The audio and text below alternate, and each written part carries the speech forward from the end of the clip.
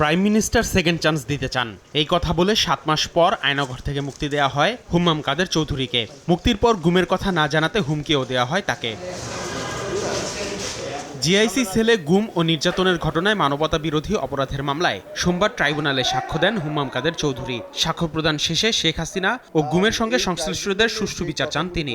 যেই ব্যক্তিরা আদেশ দিয়েছিলেন, যারা হুকুমদাতা ছিলেন এই গুম ঘটনার সাথে, তাদের নামও প্রকাশ করা হয়েছে এবং তার সাথে সাথে ন্যায় বিচারের জন্য আমি আবেদন করে এসেছি।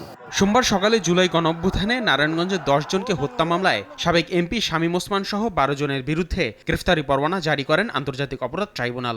অস্ত্র ব্যবহার করে নারায়ণগঞ্জে হত্যাযজ্ঞ চালিয়েছেন। নারায়ণগঞ্জ শেষ করে উনি সিদ্ধিরগঞ্জে গিয়েছেন। সিদ্ধিরগঞ্জ শেষ করে উনি চিটাগং রোড খালি করেছেন এবং নিজে বলছেন যে আমার হাতে অস্ত্রের ছবি দেখলে নেতৃত্ব অর্থাৎ সাবেক প্রধানমন্ত্রী শেখ হাসিনা যেন রাগ না করে, তার অ্যাপ্রুভাল উনি ওবায়দুল কাদের সাহেবের কাছ থেকে নিয়েছেন।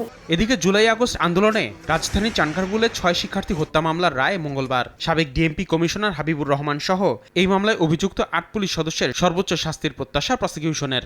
তাদের উপরে তাদের সুপিরিয়ররা আন্দোলনকারীদের উপর চাইনিজ রাইফেল ব্যবহার করে গুলি করতে প্রেশার ক্রিয়েট করে, গুলি করতে অস্বীকৃতি জানানোর পরে তাদেরকে কিভাবে গালাগালি করে, হুমকি দেয়। প্রসিকিউশন তাদের মামলা প্রমাণ করতে সক্ষম হয়েছে এবং প্রত্যেকেই এই আইনের সর্বোচ্চ শাস্তি মৃত্যুদণ্ড পাবে বলে প্রসিকিউশন প্রত্যাশা করে। পুলিশ সদস্য হিসেবে সরকারের আদেশ পালনে তারা বাধ্য ছিলেন বলে দাবি আসামি পক্ষের আইনজীবীর। এটি হবে জুলাই আগস্টের হত্যাযজ্ঞের মামলার দ্বিতীয় রায়।